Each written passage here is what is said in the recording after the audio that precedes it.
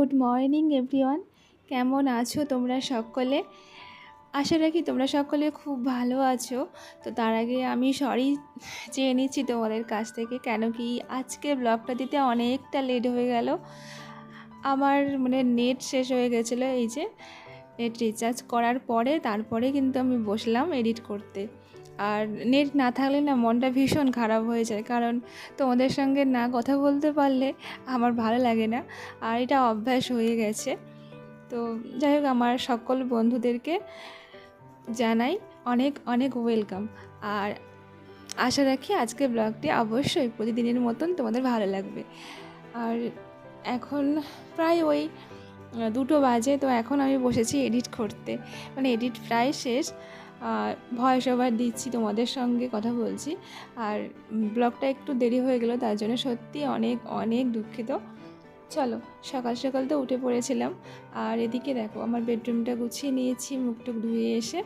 আর তারপরে এই যে আমাদের একেবারে বারান্দাতে এই কর্নারটাতে সব জুতো রাখার র্যাক রাখা আছে। তবে র্যাকে তো ওরা রাখে না, আমি একা রাখি। ওরা নিচে সব জুতো ছড়িয়ে ছিটিয়ে রাখে, যে যখন ঢুকলো সে তখন কোথায় একটা যদি এখানে থাকে আর একটা যে কোন দিকে ছুঁড়ে তার ঠিক নেই। ছেলে তো এইরকমই, এখানে একটা ওদিকে একটা এরকম করেও রাখে। তো ওইগুলো গুছিয়ে টাছিয়ে দিয়ে সোজা চলে গেছি রুম ঝাড় দিতে। আর আমাদের যেহেতু সকালবেলার সারাদিনের সমস্ত কাজটাই এই সকালবেলা কিন্তু তাড়াতাড়ি করে সারতে হয়, তার জন্য ঝটপট করে কাজে লেগে পড়ি আর সকাল থেকে উঠে পড়ি। আর আমার যদি একটু দেরি হয়, তোমার দাদাভাই কিন্তু উঠে ও সময় থাকলে ও কিন্তু শুরু করে দেয় সব কিছু, এগিয়ে রাখে, যতটা পারে এগিয়ে রাখার চেষ্টা করে ও সবসময় এরকম আমাকে হেল্প করে। আর হেল্প করে বলেই কিন্তু আমি অনেকটা সময়ের আগে কিন্তু সব কিছু করে নিতে পারি। আর এদিকে দেখো, আমার ভীষণ কয়েকদিন ধরে ভীষণ ওই ঠান্ডা লেগেছে, হাঁচি হচ্ছে, মাঝে মাঝে মাথা যন্ত্রণা করছে। তার জন্য চাটা ভাবছি রেগুলার খাবো, কিন্তু মনেই থাকে না, যেহেতু অভ্যস্ত নয়। তো আজকে ভাবলাম না, আজকে তাড়াতাড়ি করে চাটা বানিয়ে নিই। তো গরম জল বসিয়ে দিয়েছিলাম, ওদিকে চাটা পাতাটা দিয়ে জাস্ট এই যে নামিয়ে নিয়েছি। আর বেশি কিন্তু আমি হালকা লিকারটাই পছন্দ করি। তো ওইটা বানিয়ে তোমার দাদাভাইকে দিলাম 1 কাপ, আর আমিও খেয়ে নিলাম। তো দুজনে চাটা খেয়ে দিয়ে তারপরে চলে এসেছিলাম, জানো তো, এখানে তোমার দাদাভাইয়ের জামা কাপড়গুলো রেখেছিলাম, তোমার দাদাভাই আর আমার ছেলের। তো ওইগুলো কয়েকদিন ঝাড়াও হয়নি, আর কয়েকটা জিনিস ছিল ওখান থেকে সব রোদ্দুরে দিয়ে এসেছি, বাইরে মেলাবো, এখনও মেলানো হয়নি। তো তার আগে এটা ভালো করে একটু ডাস্টিং করে নিয়ে ক্লিনিংও করে নিচ্ছি, কেন কি জানো, জামা কাপড় থাকলেই তো এরকমই নোংরা তো জমবেই। চলো, মুছে টুছে নিয়ে তোমাদের সঙ্গে কথা বলতে বলতে অনেক কাজও হয়ে যায়। এদিকে জানো তো, আমার ছেলে কিন্তু আজকে পড়তে বসে গেছে। আর তো এই যে পড়ছে, আর ও একা একা পড়ছে বলতে ওকে দেখিয়ে দিয়ে গেছি যে কোনটা কী লিখতে হবে, সেভাবেই ও লাইন বরাবর লিখে যাচ্ছে। ওইটা হস্তলিপি ছিল। যাই হোক, তারপরে আমি চলে এসেছিলাম আমার আলনাটা একটু গুছিয়ে নিতে। তো এদিকে ওর বাবা ছেলের জামা রাখার ব্যবস্থা তো করে দিয়েছি, কিন্তু ওরা গোছায় না, যখন তখন যা পারে নিয়ে নেয় টেনে টেনে। তো ওগুলো সব নিচেও পড়ে থাকে, তো সবসময় আমাকে এগুলো কিন্তু গুছিয়ে রাখতে হয়। আর এদিকে দেখো, বাইরে রোদ্দুর কিন্তু ভীষণ তেজে উঠেছে, আর মেঘটা তো আকাশটা ভীষণ সুন্দর, তুলোর মতন ওই ভেসে বেড়াচ্ছে। যাই হোক, চলো, এইদিকে চলে এসেছিলাম রান্নাবান্নার জন্য সবজি কাটতে। আর চলো ঝটপট করে এই যে কেটে নিচ্ছি। তো শাকটা বাছতে অনেকটা সময় লেগেছে, শাকে ভীষণ এখন পোকা থাকে। তো আমি এটাকে ভেবেছি যে একটু লবণ আর জল জলে লবণ মাখিয়ে এগুলো ভিজিয়ে রাখবো, তারপরেই কিন্তু রান্নাবান্না হবে। তার জন্য আগে শাকটাই কেটে নিচ্ছি, তারপরে অন্যান্য সবজিগুলো কাটবো। তো এটা যেহেতু ভেজানোর ব্যাপার আছে, তার জন্য কেটে ভিজিয়ে রেখে দিই। আর আমি প্রায় সময় কিন্তু জলে ভিজিয়ে দিই, আর লবণটা সেরকম দিই না, তবে জলটা ভিজিয়ে রেখে দিই। আর যেহেতু বর্ষাকালের শাক একটু বেশি পোকা টোকা থাকে, তার জন্য ভালো করে কিন্তু বাছতে হয় এগুলো। আর বেছে টেছে নিয়ে ওদিকে দেওয়ালের সঙ্গে দেখাচ্ছিলাম কী কী সবজি কাটা হয়েছে।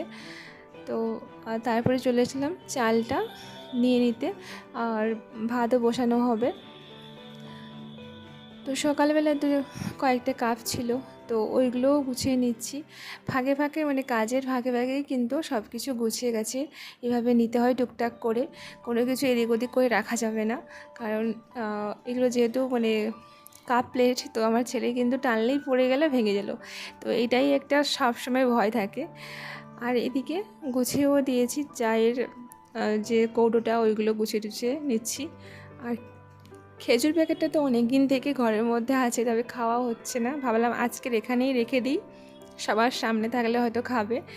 ওদিকে ছিল ওই রুমটাতে, তো তারপর এখানেই নিয়ে চলে এসেছি বেডরুমে। আর তোমাদের সঙ্গে তো কথাও বলছি, ওদিকে কিন্তু আমার রান্নাও বসে গেছে। ভাতটা তো প্রেশার কুকারে বসিয়ে দিয়েছি, আর ওদিকে হচ্ছে চচ্চড়ি। তো শাকটা জলে ভেজানো আছে, একটু লেট করে তারপরে রান্নাটা বসাবো। তার আগে চলে এসেছিলাম এই যে বেডরুমে আলনাটা একটু ঝেড়ে মুছে নিতে।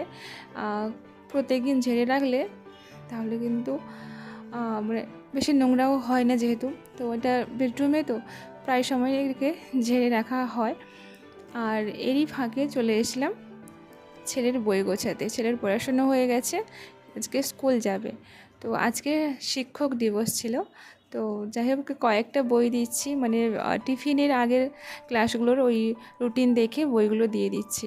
তবুও অনেকটা ভার হয়ে যাচ্ছে, কয়েকটা বই কিন্তু তবুও ভারী হয়ে যাচ্ছে, ওকে বলছিলাম। আর এদিকে বইটি গুছিয়ে নিচ্ছি, ও আমাকে দেখিয়ে দিচ্ছে কিভাবে কোন বইটা নিতে হবে। চলো, ও আমায় হেল্প করছে, আর ওদিকে রান্নাবান্নাও চলছে। তারপরে ওকে আবার স্নান টান করাতে যেতে হবে। ও কিন্তু একা স্নান করতে পারে, আর তো তবুও ও আমাদের ডাকে যাতে আমরা সঙ্গে থাকি। আসলে মানে ওই যে দরজা বন্ধ থাকলে একটু ভয় পাই, তার জন্য। আর জানো তো, আমার কিন্তু ওদিকে রান্নাবান্না প্রায় শেষের দিকে।